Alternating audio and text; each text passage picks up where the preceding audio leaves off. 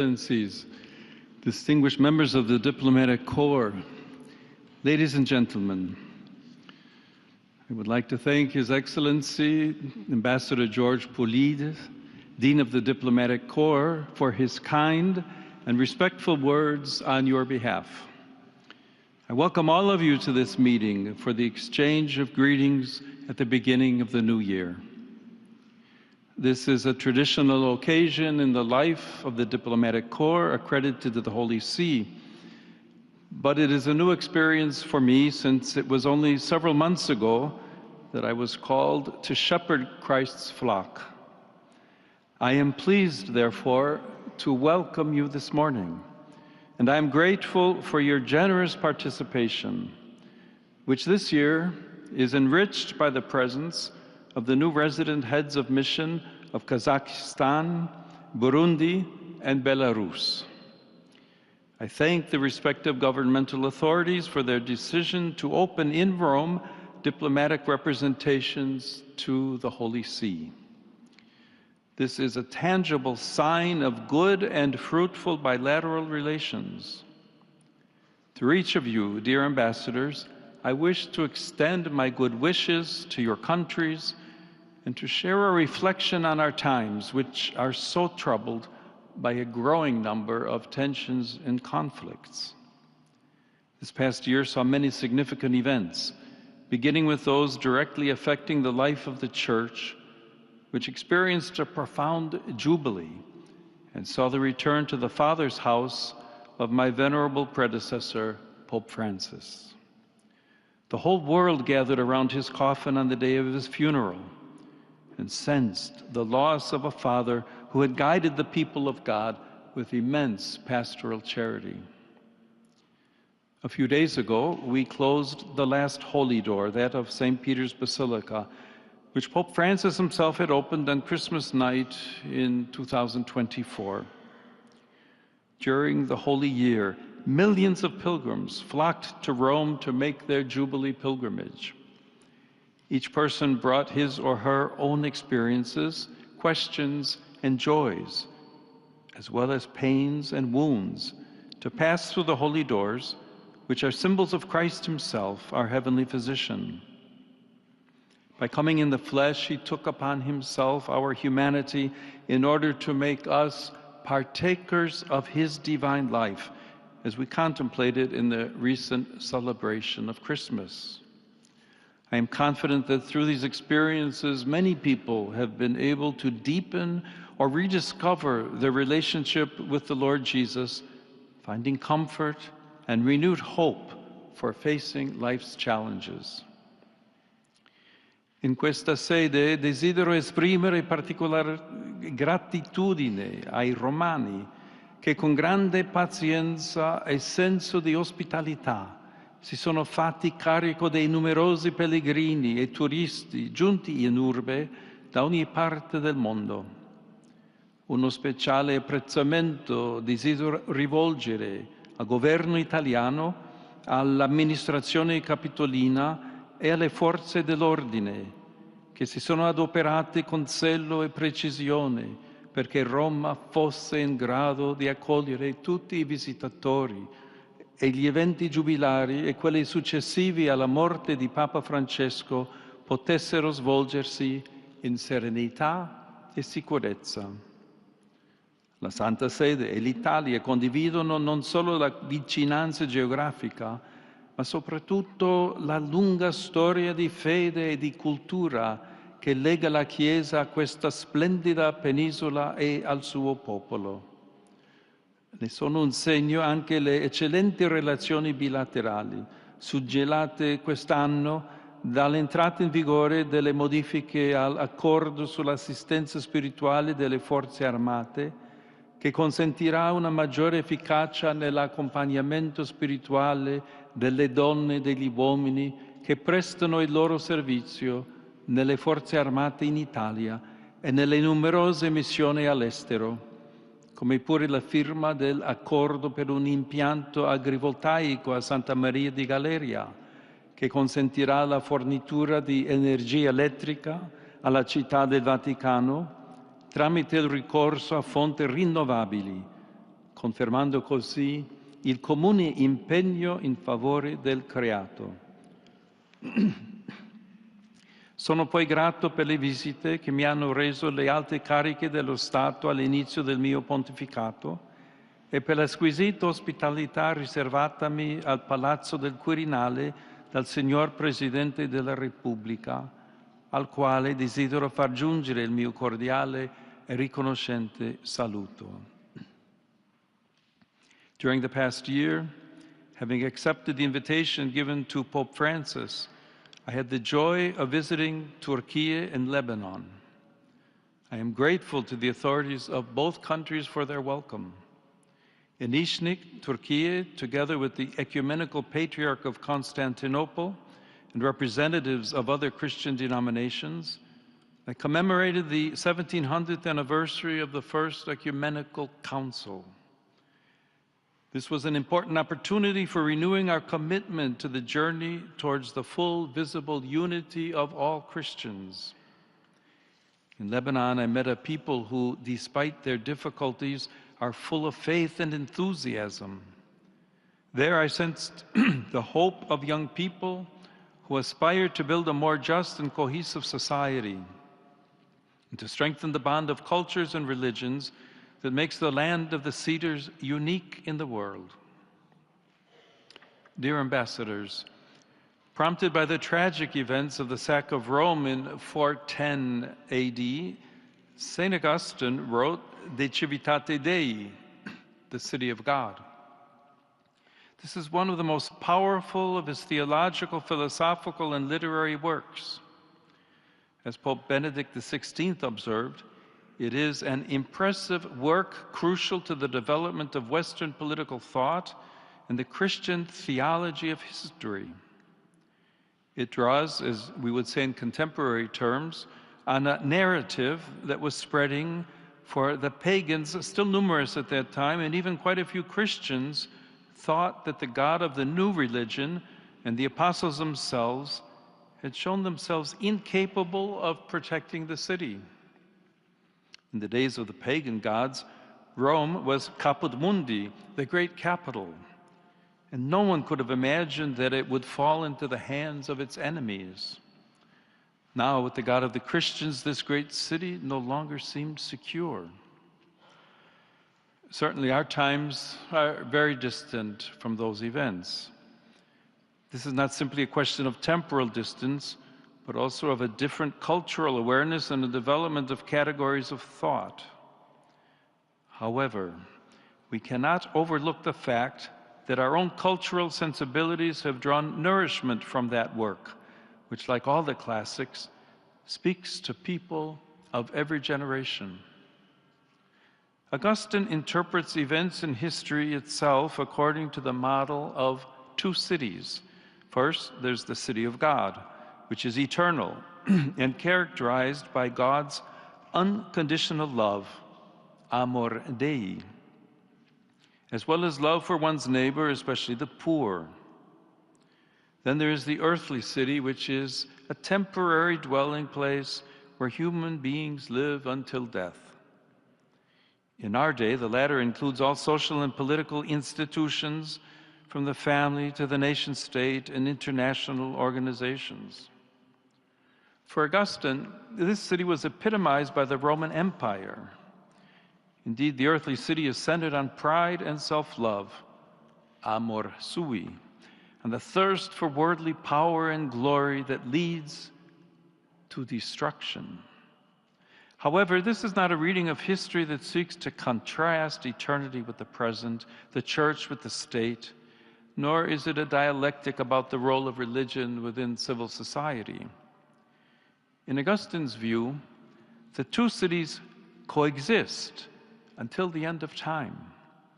Each has both an external and an internal dimension, for they are to be understood not only in light of the external manner in which they are constructed throughout history, but also through the lens of the internal attitudes of each human being towards the realities of life and historical events.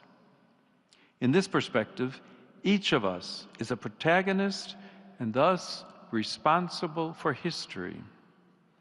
Moreover, Augustine emphasizes that Christians are called by God to dwell in the earthly city with their hearts and minds turned towards the heavenly city, their true homeland. At the same time, Christians living in the earthly city are not strangers to the political world, and guided by the scriptures, seek to apply Christian ethics to civil government. The City of God does not propose a political program. Instead, it offers valuable reflections on fundamental issues concerning social and political life, such as the search for a more just and peaceful coexistence among peoples. Augustine also warns of the grave dangers to political life arising from false representations of history, excessive nationalism, and the distortion of the ideal of the political leader. Although the context in which we live today is different from that of the 5th century, some similarities remain highly relevant. We are now, as then, in an era of widespread migratory movements. As then, we are living at a time of a profound readjustment of geopolitical balances and cultural paradigms. As then, we are, in Pope Francis' well-known expression, not in an era of change, but in a change of era. In our time, the weakness of multilateralism is a particular cause for concern at the international level. A diplomacy that promotes dialogue and seeks consensus among all parties is being replaced by a diplomacy based on force by either individuals or groups of allies.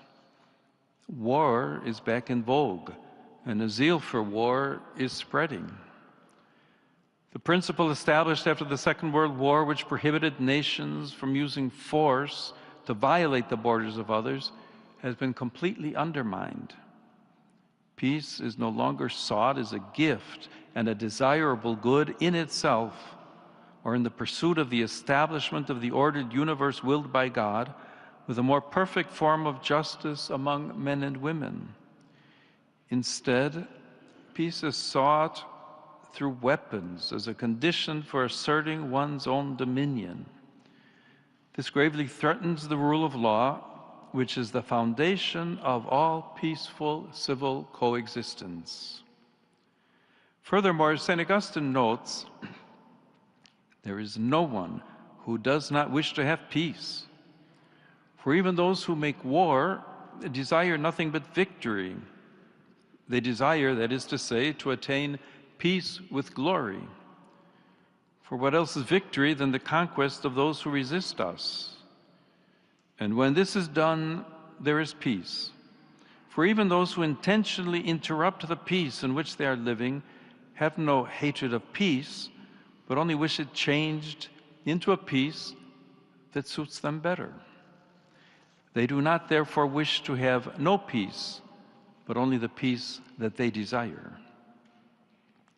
It was precisely this attitude that led humanity into the tragedy of the Second World War. From those ashes, the United Nations was born, whose 80th anniversary was recently celebrated. The UN was established by the determination of 51 nations as the center of multilateral cooperation in order to prevent future global catastrophes, for safeguarding peace, defending fundamental human rights, and promoting sustainable development.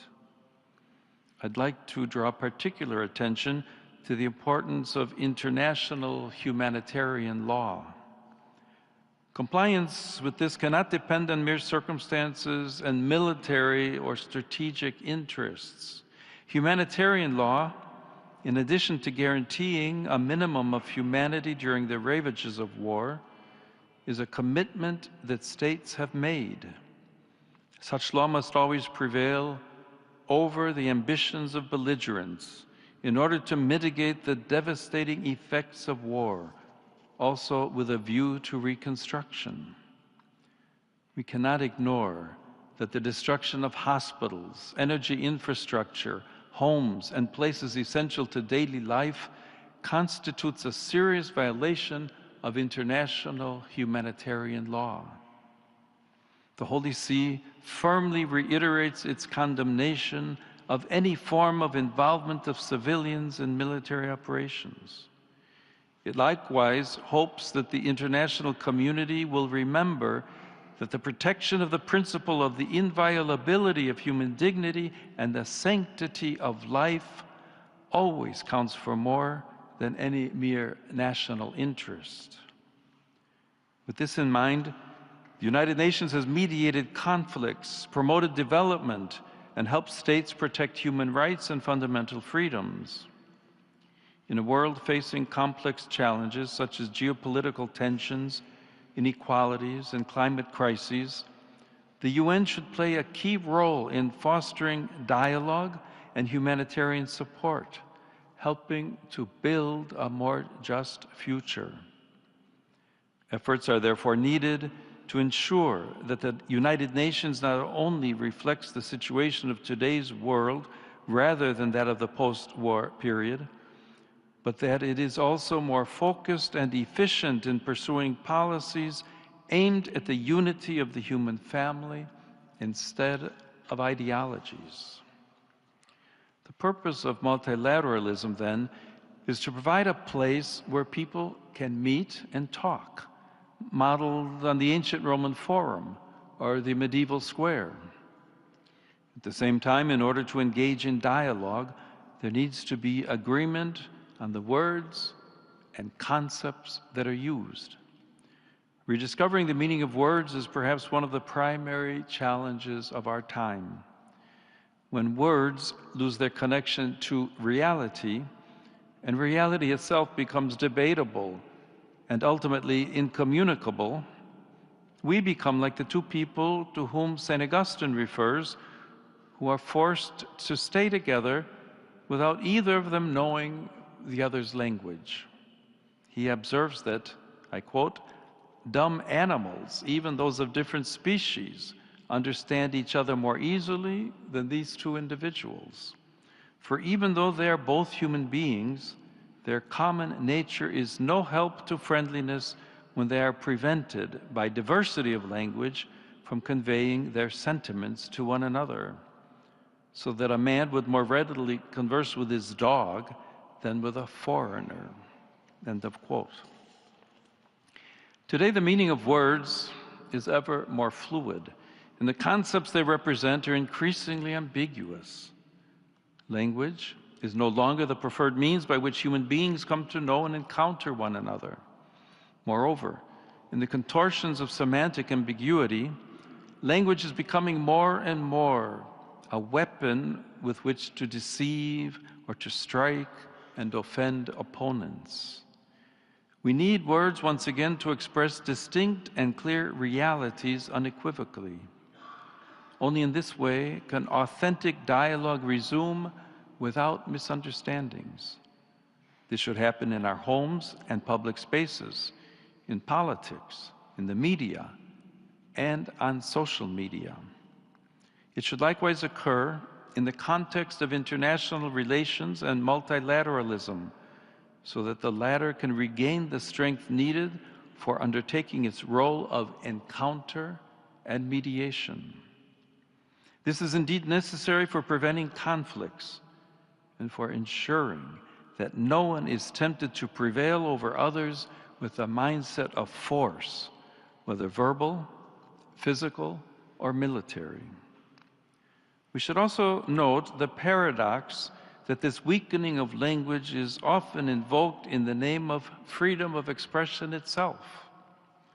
However, on closer inspection, the opposite is true, for freedom of speech and expression is guaranteed precisely by the certainty of language and the fact that every term is anchored in the truth.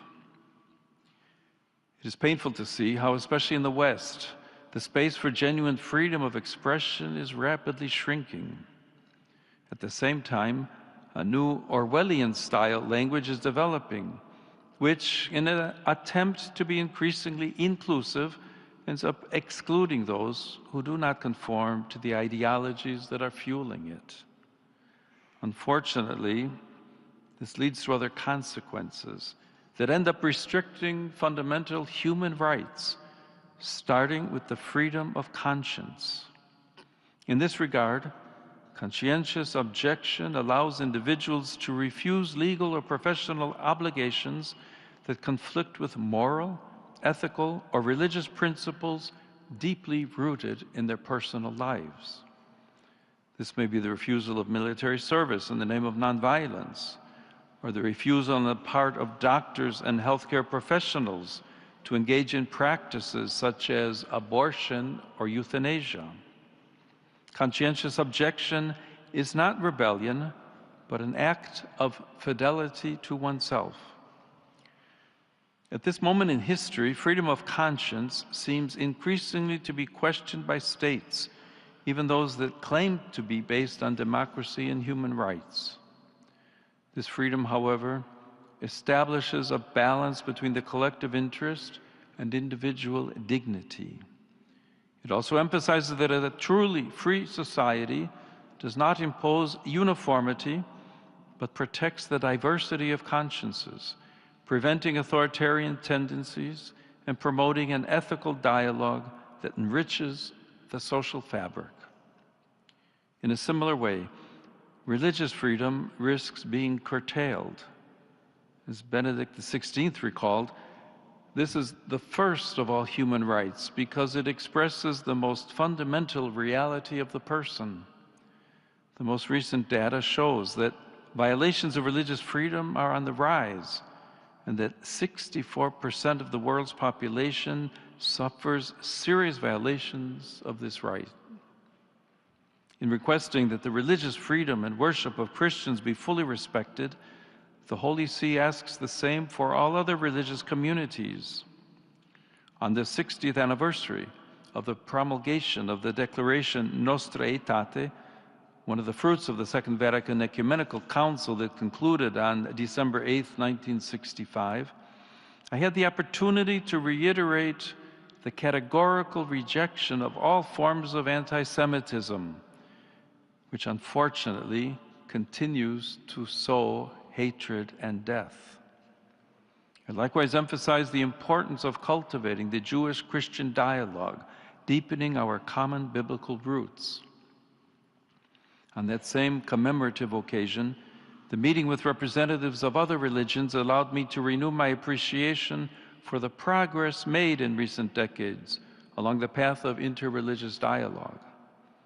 Indeed, in every sincere religious quest, there is a reflection of the one divine mystery that embraces all creation. In this regard, I ask all the nations to guarantee full freedom of religion and worship to each of their citizens.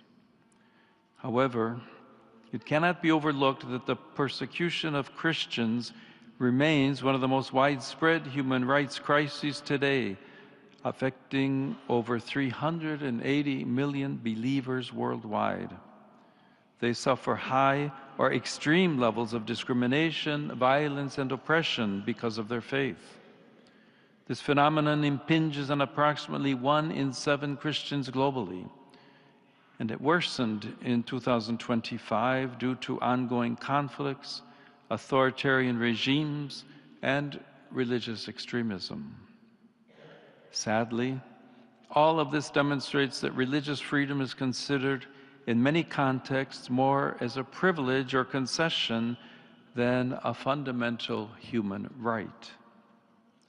Here I would especially call to mind the many victims of violence, including religiously motivated violence in Bangladesh, in the Sahel region, and in Nigeria, as well as those of the serious terrorist attack last June on the parish of St. Elias in Damascus. Nor do I forget the victims of jihadist violence in Cabo Delgado, Mozambique. At the same time, we must not forget a subtle form of religious discrimination against Christians, which is spreading even in countries where they are in the majority, such as in Europe or the Americas. There, they are sometimes restricted in their ability to proclaim the truths of the gospel for political or ideological reasons, especially when they defend the dignity of the weakest, the unborn, refugees and migrants, or promote the family. In its international relations and actions, the Holy See consistently takes a stand in defense of the inalienable dignity of every person. It cannot be overlooked, for example, that every migrant is a person and as such has inalienable rights that must be respected in every situation. Not all migrants move by choice, but many are forced to flee because of violence, persecution, conflict, and even the effects of climate change, as in various parts of Africa and Asia.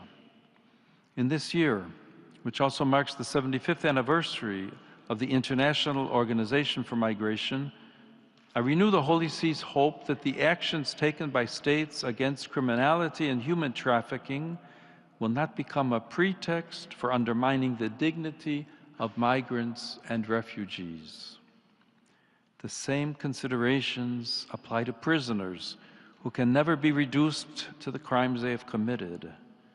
On this occasion, I wish to express my heartfelt gratitude to the governments that have responded positively to my venerable predecessor's appeal for gestures of clemency during the Jubilee year.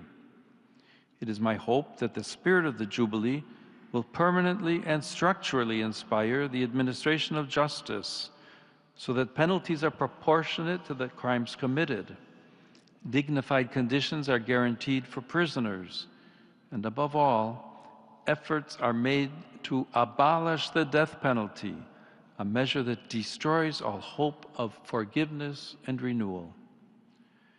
Nor can we forget the suffering of so many prisoners held for political reasons in many countries. Furthermore, from a Christian perspective, human beings are created in the image and likeness of God, who, by calling them into existence out of love, has at the same time called them to love. This vocation is revealed in a privileged and unique way within the family. It is in this context that we learn to love and foster the capacity to serve life, thus contributing to the development of society and the Church's mission. Despite its centrality, the institution of the family faces two crucial challenges today. On the one hand, there is a worrying tendency in the international system to neglect and underestimate its fundamental social role, leading to its progressive institutional marginalization. On the other hand, we cannot ignore the growing and painful reality of fragile, broken, and suffering families afflicted by internal difficulties and disturbing phenomena, including domestic violence. The vocation to love and to life, which manifests itself in an important way in the exclusive and indissoluble union between a woman and a man, implies a fundamental ethical imperative for enabling families to welcome and fully care for unborn life. This is increasingly a priority, especially in those countries that are experiencing a dramatic decline in birth rates. Life, in fact, is a priceless gift that develops within a committed relationship based on mutual self-giving and service. In light of this profound vision of life as a gift to be cherished, and of the family as its responsible guardian, we categorically reject any practice that denies or exploits the origin of life and its development. Among these is abortion, which cuts short a growing life and refuses to welcome the gift of life.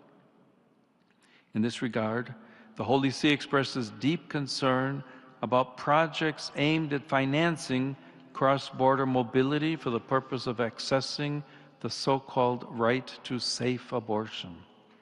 It also considers it deplorable that public resources are allocated to suppress life rather than being invested to support mothers and families. The primary objective must remain the protection of every unborn child and the effective and concrete support of every woman so that she is able to welcome life. Likewise, there's the practice of surrogacy. By transforming gestation into a negotiable service, this violates the dignity both of the child, who is reduced to a product, and of the mother, exploiting her body and the generative process and distorting the original relational calling of the family.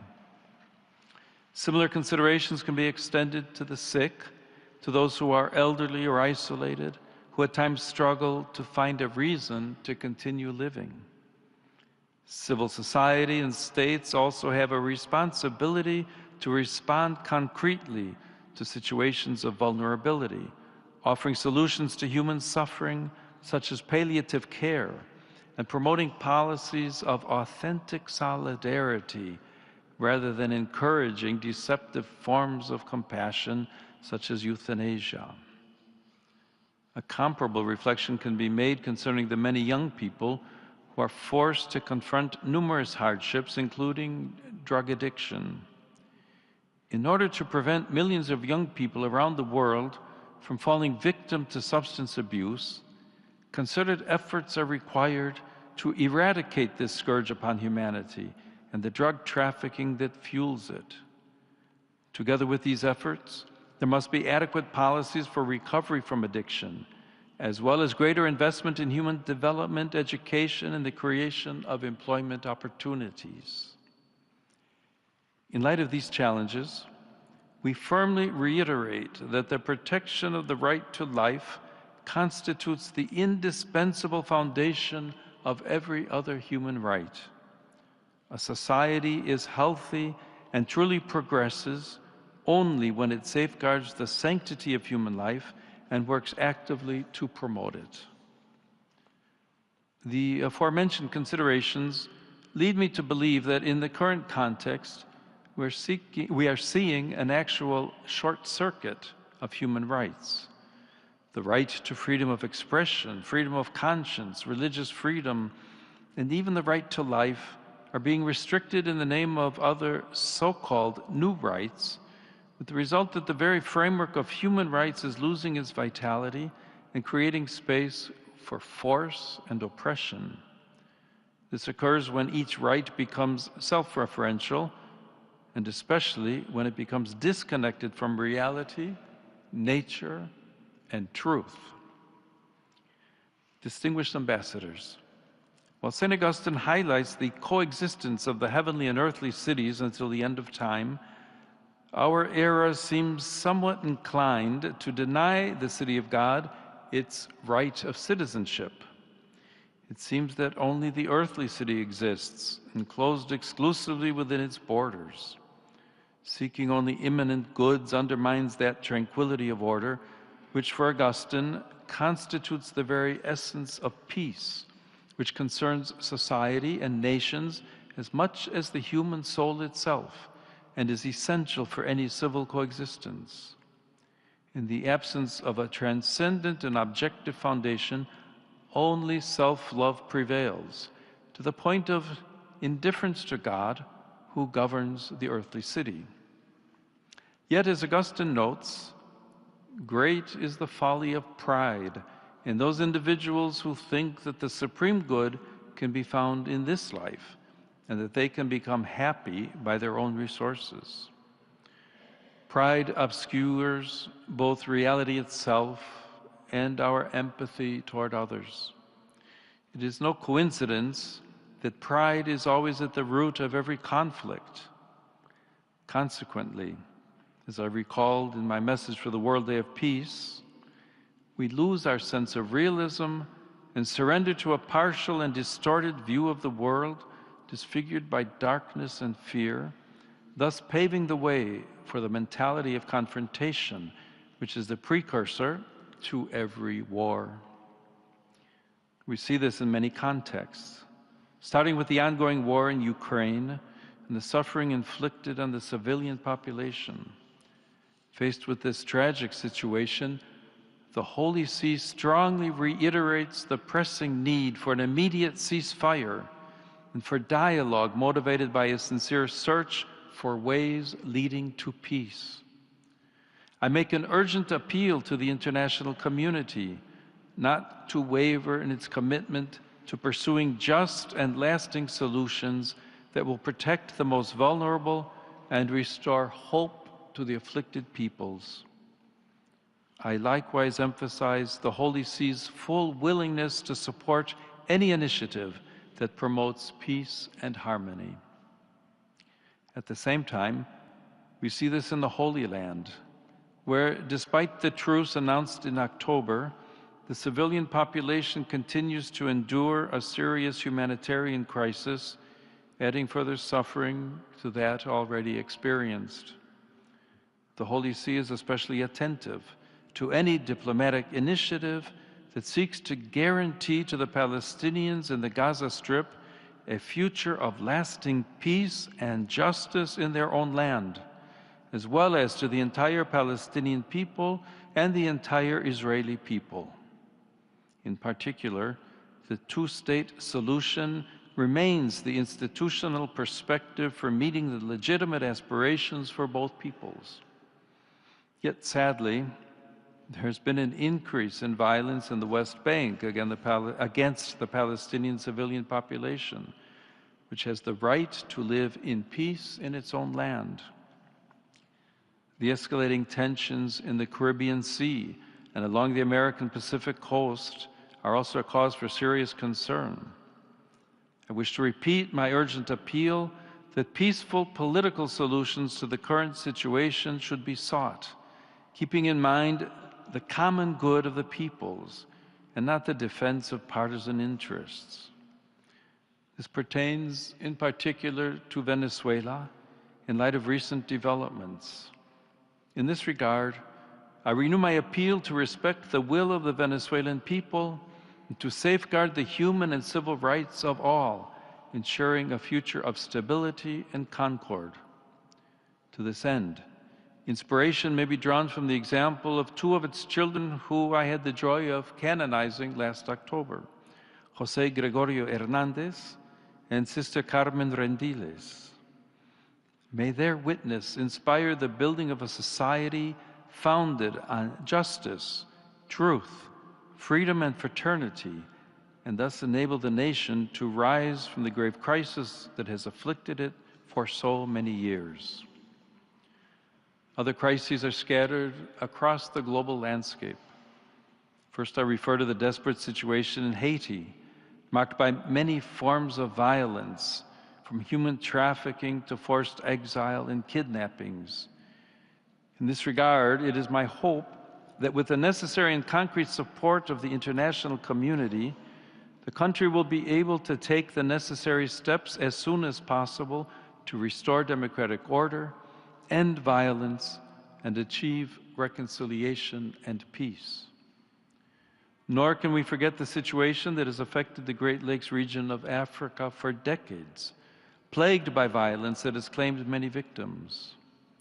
I encourage the parties involved to seek a definitive, just, and lasting solution that will put an end to a conflict that has lasted far too long. Similarly, I think of the situation in Sudan, which has been transformed into a vast battlefield, as well as the continuing political instability in South Sudan, the youngest country in the family of nations, which came into being following the referendum 15 years ago.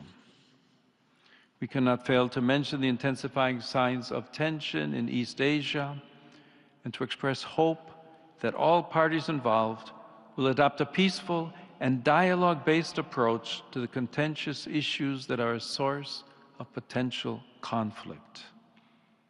My thoughts turn in particular to the grave humanitarian and security crisis afflicting Myanmar, which was further aggravated by the devastating earthquake last March.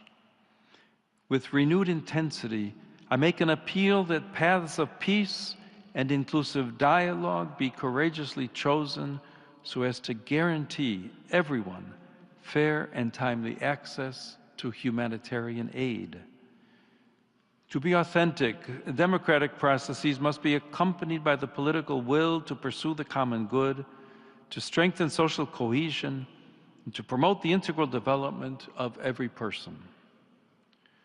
At the heart of many of the situations I've mentioned, we can see something that Augustine himself pointed out, namely the persistent idea that peace is only possible through the use of force and deterrence. While war is content with destruction, peace requires continuous and patient efforts of construction as well as constant vigilance. Such efforts are required of everyone, starting with the countries that possess nuclear arsenals. I think in particular of the important need to follow up on the New START treaty, which expires in February. Indeed, there's a danger of returning to the race of producing ever more sophisticated new weapons, also by means of artificial intelligence. The latter is a tool that requires appropriate and ethical management, together with regulatory frameworks focused on the protection of freedom and human responsibility. Dear ambassadors, notwithstanding the tragic situation before our eyes, peace remains a difficult yet realistic good. As Augustine reminds us, peace is the aim of our good, because it is the very aim of the city of God, to which we aspire, even unconsciously, and of which we can enjoy a foretaste even in the earthly city. During our pilgrimage on this earth, peacemaking requires humility and courage. The humility to live truthfully and the courage to forgive. In the Christian life, we see these virtues reflected at Christmas, when truth, the eternal Word of God, becomes humble flesh. And at Easter, when the condemned righteous one forgives his persecutors and grants them his life as the risen one. Moreover, if we look more closely, there is no shortage of signs of courageous hope in our time, and we must constantly support them. I think, for example, of the Dayton Accords, which 30 years ago put an end to the blood-stained war in Bosnia and Herzegovina. Despite difficulties and tensions, they opened up the possibility of a more prosperous and harmonious future. I think, too, of the joint declaration of peace between Armenia and Azerbaijan, signed last August. We hope this will pave the way for a just and lasting peace in the South Caucasus and resolve the outstanding issues to the satisfaction of both parties. I likewise call to mind the efforts made in recent years by the Vietnamese authorities to improve relations with the Holy See and the conditions in which the Church functions in the country. These are all seeds of peace that need to be cultivated. This coming October will mark the 8th century of the death of St. Francis of Assisi, a man of peace and dialogue, universally recognized even by those who do not belong to the Catholic Church. His life shines brightly, for it was inspired by the courage to live in truth and the knowledge that a peaceful world is built starting with humble hearts turned towards the heavenly city. A humble and peace-loving heart is what I wish for each of us and for all who dwell in our countries at the beginning of this new year. Thank you.